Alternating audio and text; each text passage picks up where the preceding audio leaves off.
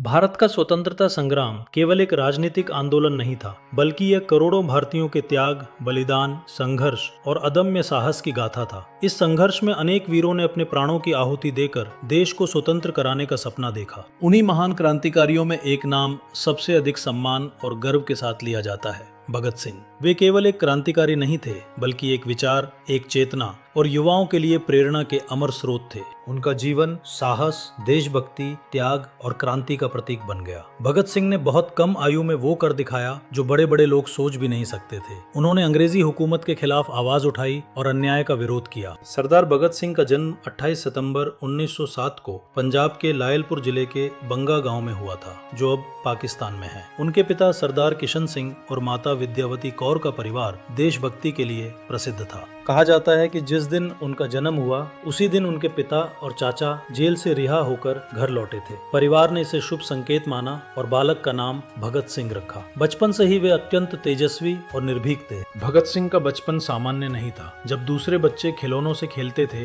तब भगत सिंह मिट्टी में बंदूकें और तलवारें बनाकर अंग्रेजों को भगाने का खेल खेलते थे। वे बचपन से ही देश की स्थिति के बारे में सोचते थे। 1919 में जब जलियांवाला बाग हत्याकांड हुआ, तब भगत सिंह केवल 12 वर्ष के थे। इस अमानवीय घटना ने उनके कोमल मन पर बहुत गहरा और अमिट प्रभाव डाला। सैकड़ों निहत्थे भारतीयों पर गोलियां चलवाई गई थीं। अगले दिन वे पैदल जलियांवाला बाग पहुंचे और वहां की रक्त रंजित मिट्टी को एक बोतल में भर लिया। उसी दिन उन्होंने निश्चय कर लिया कि वे देश को अंग्रेजों की गुलामी से मुक्त कराकर ही दम लेंगे। भगत सिंह पढ़ाई में बहुत तेज थे। उन्हें इतिहास और राजनीति में विशेष रुचि थी। उन्होंने कार्ल मार्क्स, लेनिन और अन्य महान विचारकों की पुस्तकों का गहराई से अध्ययन किया, जिसने उनके क्रांतिकारी विचारों को नई दिशा दी। वे गांधी जी के असहयोग आंदोलन से बहुत प्रभावित हुए, लेकिन जब चौरी चौरा घटना के बाद आंदोलन वापस लिया गया तो उन्हें गहरा आघात पहुंचा। उन्हें लगा कि केवल अहिंसा से अंग्रेजों को बाहर नहीं निकाला जा सकता। इसके बाद उन्होंने क्रांतिकारी मार्ग अपनाने का निर्णय लिया।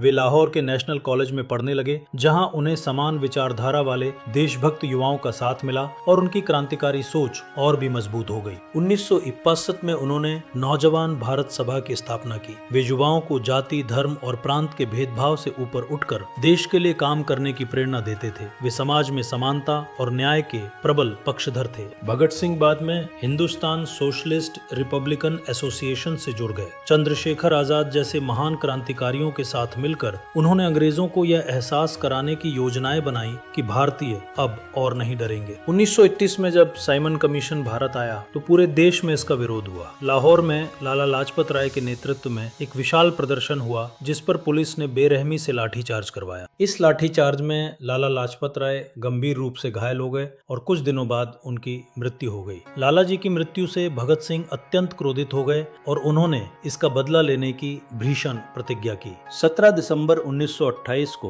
भगत सिंह और राजगुरु ने सैंडर्स को गोली मारकर लाला जी की मृत्यु का प्रतिशोध लिया। इसके बाद वे पुलिस की आंखों में धूल झोंकते हुए बड़ी चतुराई से लाहौर से निकल गए। पहचान छिपाने के लिए उन्होंने अपने बाल कटवा लिए। एक सिख परिवार से होने के कारण यह उनके लिए बहुत कठिन निर्णय था, लेकिन उन्होंने देश हित और मिशन की सफलता को अपनी धार्मिक पहचान से ऊपर रखा। 8 अप्रैल 1929 को भगत सिंह और बटुकेश्वर दत्त ने दिल्ली की केंद्रीय विधानसभा में बम फेंका। उनका उद्देश्य किसी की हत्या करना नहीं था, बल्कि सोई हुई अंग्रेजी सरकार को नींद से जगाना और अपनी आवाज सुनाना था। बम फेंकने के बाद उन्होंने भागने के बजाय अपनी गिरफ्तारी दी। उनका मानना था कि बहरों को सुनाने के लिए धमाके की जरूरत होती है। उन्होंने अदालत को अपने क्रांतिकारी विचारों को जनता तक पहुंचाने का माध्यम बनाया। जेल में भारतीय कैदियों के साथ होने वाले भेदभाव के खिलाफ उन्होंने 116 दिनों की ऐतिहासिक भूख हड़ताल की। इस दौरान क्रांतिकारी जतिन दास की शहादत ने पूरे देश को आंदोलित कर दिया और भगत सिंह की लोकप्रियता शिखर पर पहुंच गई।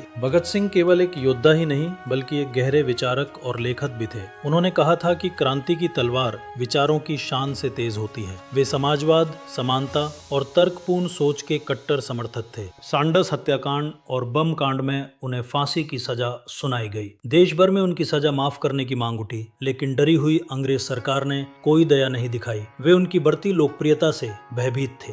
23 मार्च 1931 की शाम फांसी से कुछ समय पहले भी वे लेनिन की पुस्तक पढ़ रहे थे। जब जेल अधिकारी आए तो उन्होंने कहा, ठहरिए, एक क्रांतिकारी दूसरे क्रांतिकारी से मिल रहा है। वे मृत्यु के सम्मुख भी अडिग थे। भगत सिंह, राजगुरु और सुखदेव हंसते हंसते फांसी के फंदे पर झूल गए। उस समय उनकी आयु मात्र 23 वर्ष थी। उनकी इस शहादत ने भारतीय स्वतंत्रता संग्राम में एक नई जान फूंक दी और अंग्रेजों के अंत की शुरुआत कर दी। अंग्रेजों ने डर के मारे उनके शवों को रात में ही गुप्त रूप से जलाने की कोशिश की, लेकिन खबर फैलते ही हजारों लोग उमड़ पड़े। उनकी शहादत ने हर भारतीय के मन में आजादी की मशाल जला दी। आज भी भगत सिंह युवाओं के लिए प्रेरणा के अमर स्रोत हैं। उनका जीवन हमें सिखाता है कि अन्याय के खिलाफ आवाज उठाना और राष्ट्र हित के लिए स्वयं का त्याग करना ही सच्ची देशभक्ति है। उनके विचार आज भी उतने ही प्रासंगिक हैं। भगत सिंह का योगदान केवल कुछ घटनाओं तक सीमित नहीं था। उन्होंने पूरे स्वतंत्रता आंदोलन को एक नई बौद्धिक और क्रांतिकारी दिशा दी। उनकी शहादत के बिना आजादी की राह शायद इतनी प्रशस्त नहीं होती। भारतीय इतिहास में उनका स्थान सर्वोच्च है। वे भारत माता के सच्चे सपूत थे, जिन्होंने अपनी छोटी सी आयु में वह कर दिखाया जो सदियों तक याद रखा जाएगा। वे आधुनिक भारत के युवाओं के सबसे बड़े आदर्श हैं। शहीद आजम भगत सिंह का जीवन साहस, त्याग और देशभक्ति की एक अद्भुत मिसाल है। आज हम स्वतंत्र भारत में जो सांस ले रहे हैं, उसमें उनका बहुत बड़ा योगदान है। उनका नाम इतिहास में सदैव स्वर्ण अक्षरों में चमकता रहेगा। वतन पर मिटने वालों का यही बाकी निशान होगा। जय हिंद, इनकलाब जिंदाबाद। भगत सिंह अमर रहें।